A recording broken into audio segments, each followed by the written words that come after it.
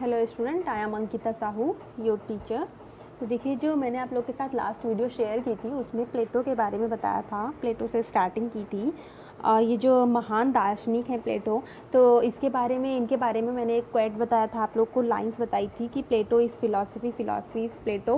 मतलब प्लेटो जो है वो दर्शन है और दर्शन ही प्लेटो है। तो प्लेटो के बारे में इतना कुछ हमें जानने को जो है पढ़ने को मिलेगा आगे भी। अभी जो मैंने लास्ट वीडियो शेयर की थी उसमें तो आप लोगों ने पढ़ा भी, और इस वीडियो में भी हम प्लेटो के बारे में ही डिस्कस करेंगे, और नेक्स्ट वीडियो जो होगी वो भी हम प्लेटो के बारे में ही पढ़ेंगे। तो जो प्लेटो का क्षेत्र है वो बहुत विशाल है, उनका जो भंडार है, जो उनका स्टोरिंग किया हुआ, उनका जो नॉलेज है, जो अपनी बातें कही हुई, मत कहे हुए हैं, वो बहुत अच्छे दिए हुए हैं विचार उन्होंने, और उनका जो भंडार है वो काफ़ी विस्तृत है, विशाल क्षेत्र है उनका।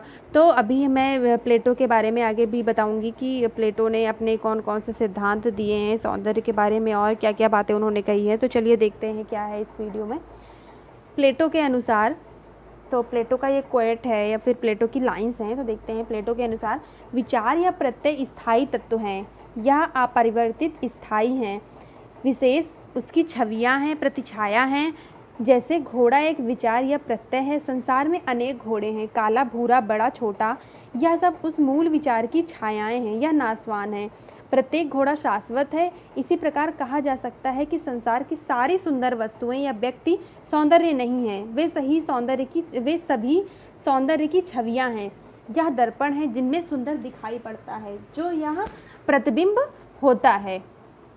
देखिए, प्लेटो मानते हैं कि जो हमारा विचार है, जो हम सोचते हैं, या फिर जो हमारा प्रत्यय है वह स्थायी है। मतलब वो रहना ही रहना है। जो हम सोचते हैं, जो हम विचार करते हैं वो स्थायी है, वो जो है उसमें कोई परिवर्तन नहीं होना है, तो वो एक तरह से स्थायी है। तो यह अपरिवर्तित स्थायी है, मतलब इसमें कोई परिवर्तन नहीं होता है, वो अपरिवर्तित है।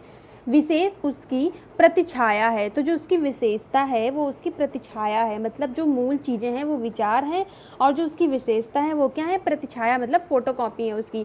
जैसे घोड़ा एक विचार या प्रत्यय है। जैसे मान लीजिए कि सोचा आपने, आपका विचार एक घोड़ा है, घोड़ा एग्जाम्पल लिया है यहाँ पे, तो जो आपने सोचा वो एक घोड़ा है, विचार है घोड़ा।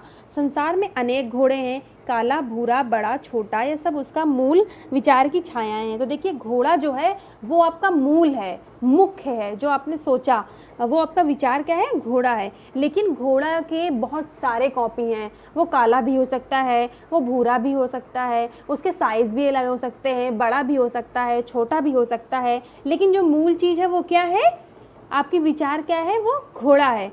तो मूल विचार की छायाएं हैं ये सब, क्या, ये काला भूरा छोटा बड़ा, ये सब जो मूल चीज़ें हैं उसकी छायाएं हैं, उनकी कॉपी हैं, और यह नाशवान है। नाशवान मतलब ये इनको कभी ना कभी नष्ट हो जाना है। लेकिन जो आपका विचार है वो जो है, प्रत्येक घोड़ा जो है वो शाश्वत है। मतलब जो आपने सोचा हुआ है वो कभी नहीं मरने वाला है, वो जो है नाश्वर नहीं है, नाशवान नहीं है। इसी प्रकार कहा जा सकता है कि संसार की सारी सुंदर वस्तुएं या व्यक्ति सौंदर्य नहीं है, वे सौंदर्य की छवियां हैं या दर्पण है, जिनमें सुंदर दिखाई पड़ता है या प्रतिबिंब होता है। तो देखिए, कहा गया है कि जो संसार की सारी वस्तुएं हैं वो सुंदर नहीं हो सकती, क्योंकि वो उसकी प्रतिछाया है। मतलब जो आपका विचार है किसी को लेके, वो वही सुंदर है, उसकी जो प्रतिछाया है, जो फोटोकॉपी हैं, वो नासवान है, वो एक दिन नष्ट हो जानी है। लेकिन आपके जो मूल है, जैसे मान लीजिए आपकी कोई कॉपी करता है या फिर कुछ भी, लेकिन जो आपके पास है वो आपके पास ही रहेगा। कॉपी वाले का अलग से पता चलेगा कि हाँ इसने कॉपी किया है। तो जो आपके अंदर, जो आपके बारे में विचार करता है वो स्थायी होता है, वो नाशवान नहीं होता है। तो जो फोटोकॉपी होती है वो कभी ना कभी नष्ट हो जानी है। तो यह एक दर्पण है, मतलब वो एक शीशे की तरह होती है। शीशे में जैसे हम अपनी प्रतिछाया देखते हैं सामने खड़े होकर, लेकिन हम मूल होते हैं, और जो शीशे में सेम दिखते हैं लेकिन वो हमारी प्रतिछाया होती है, जिनमें सुंदर दिखाई पड़ता है या प्रतिबिंब होता है, जिनमें हम सुंदर दिखाई पड़ते हैं, जैसे हम सुंदर होते हैं वैसे ही दिखाई पड़ते हैं, लेकिन वह सिर्फ हमारी प्रतिछाया होती है। मतलब वो सिर्फ हमारी एक तरह से फोटोकॉपी होती है। हम होते हैं मूल, या फिर जो विचार है, यहाँ पे विचार माना गया है मूल चीज को, या प्रत्यय माना गया है, वो स्थायी होता है। तो नेक्स्ट देखते हैं, प्लेटो के अनुसार सौंदर्य क्या है। अब प्लेटो के अनुसार देखते हैं कि सौंदर्य क्या है। प्लेटो ने अभी तक भी सौंदर्य के बारे में ही बताया हुआ है, लेकिन अब ये जो है एक बार फिर से प्लेटो के बारे में देखते हैं कि प्लेटो के अनुसार सुंदरता किसको बताई गई है। प्लेटो के अनुसार सुंदर परम है। पूर्ण और सुंदर होने के लिए अच्छा नैतिक भी होना आवश्यक है। देखिए प्लेटो ने जो बताया है वो किसको, परम को, मतलब जो अल्टीमेट चीज़ें होती हैं उनको सुंदर बताया है, परम को सुंदर बताया है। पूर्ण और सुंदर होने के लिए, मतलब पूरी तरह से सुंदर होने के लिए उसमें अच्छा नैतिक होना आवश्यक है। मतलब आपके गुण अच्छे होने चाहिए, आपका मोरल अच्छा होना चाहिए। आप ऊपर से कैसे दिखते हो वो मायने नहीं रखता, आपके गुण जो हैं वो मायने रखते हैं। सुंदर वस्तुएं अनेक हो सकती हैं, परम सौंदर्य एक है, वह भिन्न भिन्न वस्तुओं में होता है। तो देखिए सुंदर वस्तुएं तो बहुत सारी हो सकती हैं, परम सौंदर्य एक है। मतलब देखिए इसका क्या मतलब है कि सुंदर चीज़ें, मतलब मान लीजिए सुंदर व्यक्ति तो बहुत सारे होते हैं, लेकिन सबका नैतिक तो अच्छा होता नहीं है ना। तो इसीलिए उन्होंने बोला है कि सौंदर्य एक है, परम है, वह जो अल्टीमेट होता है वही सुंदर माना जाता है। वह भिन्न भिन्न वस्तुओं में होता है। तो वो अलग अलग वस्तुओं में हो सकता है, वो कोई भी वस्तु हो सकती है, व्यक्ति से लेके कोई कुर्सी तक हो सकती है। तो अब आगे देखते हैं, सभी वस्तुओं की सुंदरता समान भी नहीं होती, किसी में अधिक किसी में कम हो सकती है। देखिए जैसे मान लीजिए कोई चीज़ आप लेके आते हैं घर, या कोई कपड़े भी लेके आते हैं, तो एक आपको बहुत पसंद होता है, दूसरा थोड़ा सा आपको कम पसंद होता है। तो सब में अलग अलग सुंदरता होती है, किसी में थोड़ा ज़्यादा होती है, किसी में थोड़ा कम होती है। या फिर मान लीजिए आपको कोई डिश बहुत ज़्यादा पसंद है, या फिर कोई डेली रूटीन पे आप खाते हैं, जैसे दाल चावल आप डेली रूटीन पे खाते हैं, फिर भी आप बहुत मतलब खा खा के उसको बोर नहीं होते हैं। तो ये जो है वो भी अच्छा है, लेकिन जो आप कभी कभी खाते हैं वो भी अच्छा है, लेकिन अपनी अपनी जगह पे वो अच्छे हैं कि हाँ हमें क्या चीज़ फ़ायदेमंद है, क्या चीज़ जो है फ़ायदा कर रही है। तो इसीलिए कहा गया है कि सुंदरता तो सब में होती है, गुण तो सब में होते हैं, लेकिन किसी में कम होते हैं, किसी में ज़्यादा होते हैं। तो ये नहीं कहा जा सकता है कि संसार की सारी वस्तुएं जो है वो सुंदर नहीं है या सुंदर है। सब में कुछ ना कुछ गुण होते हैं, कुछ ना कुछ सौंदर्यता सब में होती ही है। जिस वस्तु व्यक्ति में जितना अधिक सौंदर्य का अंश होता है वह उतना ही सुंदर लगेगा, सत्य होगा और कल्याणकारी भी होगा। देखिए जिस वस्तु हो या फिर कोई व्यक्ति हो, जितना उसमें सौंदर्य का अंश, मतलब जितना उसमें सौंदर्यता का भाग होगा, जैसे मान लीजिए कोई भगवान की बनाई हुई चीज़ है वो बहुत सुंदर है, और कोई जैसे मान लीजिए कोई दूसरा व्यक्ति है जो है उसमें थोड़ी सी कमी है, तो जिसमें जो ज़्यादा अच्छा होगा, जिसमें ज़्यादा भाग होंगे, सुंदरता के अंश होंगे, वो बहुत सुंदर देखने में लगेगा। लेकिन ये नहीं है कि जो कम सुंदर होगा वो बिल्कुल असुंदर लगेगा देखने में, वो भी सुंदर लगेगा, लेकिन जिसमें ज़्यादा सुंदरता के भाग है वो ज़्यादा सुंदर लगेगा, और वो सत्य है, वो कल्याणकारी भी माना जाएगा। मतलब उसके अंदर अगर गुण अच्छे हुए तो वो सत्य भी होगा और कल्याणकारी भी एक तरह से माना जाएगा। प्लेटो ने अपने संवादों में परम सुंदर की परिभाषा इस प्रकार दी है, एक आत्मिक तत्व जो मन की आनंदमय अवस्था में किया जाए। तो देखिए प्लेटो के अनुसार, जो प्लेटो ने अपने संवाद, जो अपनी बातें बताई हैं, उसमें जो है परम सुंदरता की परिभाषा क्या दी है। तो प्लेटो मानते हैं कि जब हमारा मन बहुत खुश होता है, आनंदमय होता है, जो उसका आत्मिक तत्व होता है वो सुंदर है। मतलब एक आत्मिक तत्व जो मन की आनंदमय अवस्था में किया जाए, मतलब जैसे हम बहुत खुश हैं, हमारा मन बहुत आनंदमय है, जो उस अवस्था में काम किया जाए, ये उसको सुंदर मानते हैं। कौन? प्लेटो उसको परम सुंदर मानते हैं। इस प्रकार प्लेटो के अनुसार सुंदर की व्याख्या में यह विशेषताएं हैं। तो देखिए जो इन्होंने सुंदर की व्याख्या दी हुई है, सौंदर्यता बताया होगी, सौंदर्य क्या है, सुंदर को लेकर जो इन्होंने विचार प्रकट किए हुए हैं, तो ये देखिए उस व्याख्या में क्या विशेषताएं बताते हैं। परम सुंदर ही वस्तुओं की सुंदरता का कारण है। जो चीज़ें अल्टीमेट होती हैं, परम होती हैं, वो जो है वस्तुओं की सुंदरता का कारण होती हैं। मतलब जिसमें ज़्यादा अच्छे गुण होंगे, जो देखने में बहुत सुंदर होगी, वही सुंदरता का कारण भी होगी। समस्त सुंदर वस्तुएं एक प्रत्यय सौंदर्य को अलग अलग ढंग से अलग अलग मात्रा में प्रतिबिंब करती है। जो बहुत सारी सुंदर वस्तुएं होती हैं, एक प्रत्यय सुंदर को अलग अलग ढंग से अलग अलग मात्रा में प्रतिबिंब करती है। देखिए जैसे बहुत सारी सुंदर चीज़ें हैं, समस्त सुंदर वस्तुएं हैं, लेकिन सबके अलग अलग गुण होंगे। जैसे मैंने पीछे बताया कि सबके किसी में कम होता है, किसी में ज़्यादा होता है, तो सब अलग अलग मात्रा में होते हैं, तो वो अलग अलग मात्रा में प्रतिबिंब भी होते हैं। मतलब उनकी जो फोटोकॉपी है, वो जो प्रतिबिंबी होते हैं, जो उनकी प्रतिछाया होती है, तो वो हम उसमें देखते हैं। किसी भी विषय वस्तु में सौंदर्य पूर्ण रूप से व्यक्त नहीं हो पाता है। देखिए जो भी कोई वस्तु है या फिर कोई टॉपिक है, उसमें जो है वो पूरी तरह से सुंदरता नहीं देख पाते हैं। जो उसका पूरा सुंदर गुण होते हैं वो नहीं आ पाते हैं, नहीं देख पाते हैं हम कि वो कितनी ज़्यादा सुंदर है। तो ये प्लेटो ने बताया हुआ है। आगे देखते हैं। प्लेटो के अनुसार सौंदर्य परम है, वह विभिन्न विशेष वस्तुओं के रूप में प्रकट होकर साकार बनता है।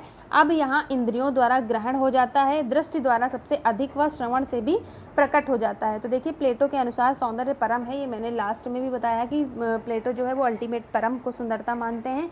वह विभिन्न विशेष वस्तुओं के रूप में प्रकट होकर साकार बनता है, मतलब वो किसी भी चीज़ में हो सकता है, किसी भी विशेष वस्तुओं में भी हो सकता है और किसी भी विशेष मानव में भी हो सकता है, और वो जो है साकार होकर प्रकट होता है, मतलब वो दिखाई पड़ता है हमें। अब यहाँ इंद्रियों द्वारा हम देखिए अपनी इंद्रियों द्वारा उसको क्या करते हैं, ग्रहण करते हैं, देखते हैं, लेते हैं उसको। दृष्टि द्वारा सबसे अधिक, मतलब जब हम देखते हैं तो हमें सबसे ज़्यादा पता चलता है कि हाँ वो चीज़ कितनी सुंदर है। और उसमें श्रवण में भी प्रकट होता है, सुनने में भी प्रकट होता है। वो देखिए जैसे कोई व्यक्ति होता है, वो देखने, जैसे आप देखते हैं तो बोलते हैं वाह ये कितना सुंदर है, लेकिन जैसे आप बात करते हैं उससे तो उससे पता चलता है कि हाँ इसके बातों में वो गुण, वो सुंदरता है या नहीं है। तो यही कह रहा है कि दृष्टि द्वारा हम सबसे ज़्यादा अधिक जो है ग्रहण करते हैं सुंदरता को, लेकिन उसके बाद श्रवण में भी प्रकट हो सकता है, उसकी बातों में भी प्रकट हो सकता है। मान लीजिए कोई व्यक्ति सुंदर, देखने में सुंदर नहीं है, लेकिन उसके बातें आपको बहुत अट्रैक्ट करती हैं, बहुत सुंदर, बहुत व्यवहारिक ढंग का इंसान है, तो वो जो है वो श्रवण में भी प्रकट हो सकता है। सुंदरता जो है उसकी, वो बोलेगा तो जब आप उसको सुनेंगे तो उसमें भी आपको सुंदरता नज़र आएगी। यह अभिव्यक्ति कम या अधिक मात्रा में हो सकती है, मतलब जैसे आप देखते हैं तो ये जो है देखने में और सुनने में ऐसा नहीं है कि बराबर रहेगी, हमेशा कम या अधिक भी हो सकती है। जैसे किसी व्यक्ति को देखकर आप बोलेंगे कि हाँ ये बहुत सुंदर है, या दूसरे को देख के बोलेंगे ये थोड़ा उससे कम अच्छा है। तो ये सब में अलग अलग, मतलब कम या ज़्यादा भी हो सकती है।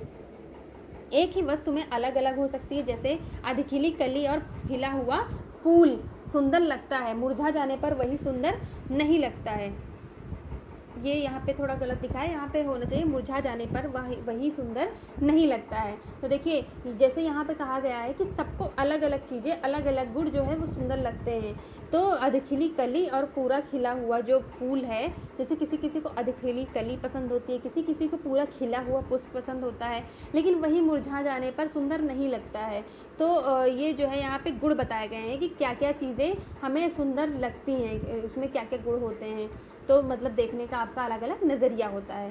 सौंदर्य जीवन को सुंदर बनाता है, सुंदर आकृतियों से सुंदर जीवन, सुंदर विचार, सुंदर कृति आदि ऊंचे सोपान चढ़ता जाता है। देखिए अगर आप जीवन में किसी चीज़ को सुंदरता मानते हैं, देखिए जो हमें आनंद प्रदान करती हैं, जो हमारी इंद्रियों को संतोष करती हैं, वो चीज़ें सुंदर होती हैं। सुंदर का ये मतलब नहीं है कि कोई चीज़ आपको देखने में बहुत अच्छी लग गई तो वो सुंदर है। जो आपके इंद्रियों को संतोष प्रदान करे, आपके मन को शांत करे, आपको आनंद प्रदान करे, आप उसको देख के बिल्कुल खुश हो जाओ, वो चीज़ें सुंदर होती हैं। ज़रूरी नहीं कि बस देखा और वो सुंदर लग गया, ऐसा नहीं है। वो किसी व्यक्ति के गुण भी हो सकते हैं। तो ये जो सुंदर चीज़ें हैं वो आपके जीवन को भी सुंदर बनाते हैं। जैसे आप किसी चीज़ से बहुत खुश रहेंगे तो वो आपके जीवन को सुंदर बनाएगा।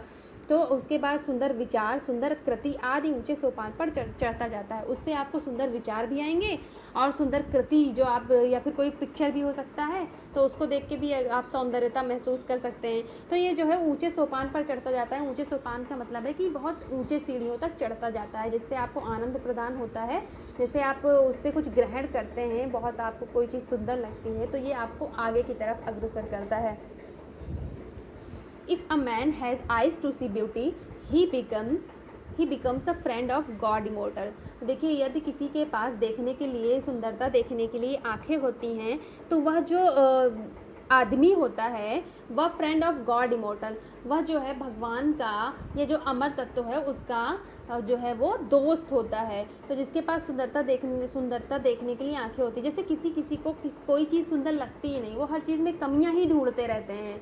तो जो जिनकी आंखों से सुंदरता दिखती है, जो सुंदरता देखने के काबिल होते हैं, वो जो है भगवान के जो अमर तत्व हैं उसके दोस्त होते हैं। ये प्लेटो ने कहा हुआ है।